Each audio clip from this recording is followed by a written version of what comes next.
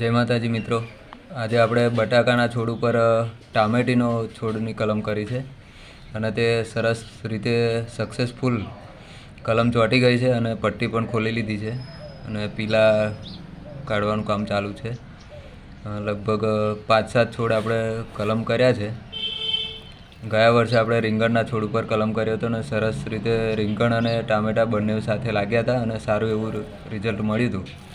તો આ વખતે આપણે એવું વિચાર્યું કે બટાકાના છોડ ઉપર કરીએ. તો થોડા બટાકાના છોડ આપણે રોપ્યા અને એના ઉપર ટામેટીનું જે મધર પ્લાન્ટ આપણને ધરું બહુ વહેલા બન્યું નહીં, એટલે અમે થોડા મોડા પડે એટલે કલમ ચોંટાડ્યા છે. પણ હવે શું પરિણામ આવે એ પછીના ભાગ પહેલો છે, આ પછી બીજો ભાગમાં બતાવીશું અને ત્રીજો ભાગ લોંગ વિડીયો બનાવીશું.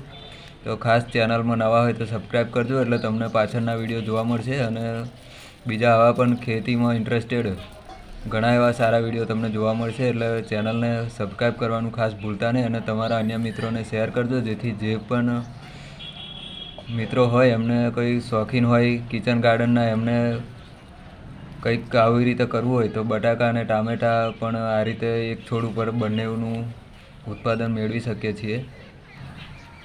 તો મિત્રો, હવે પછીના આપણે છેલ્લો વિડીયો જે બનાવીશું લોંગ, એમાં બટાકા રોપવાની પદ્ધતિ, ટામેટીના છોડ ઉછેરવાની પદ્ધતિ અને કેવી રીતે રોપવા, પોલી બેગમાં રોપવા, અગાસીમાં રોપવા, ઘર આંગણામાં રોપવા, કઈ પદ્ધતિથી રોપી શકીએ તો ઉત્પાદન કેવી રીતે મેળવે, એ તમામ પ્રકારની માહિતી આપણે છેલ્લે ભાગ 3ના લોંગ વિડીયોમાં આપીશું.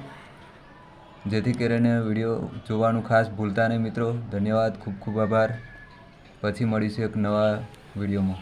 આભાર.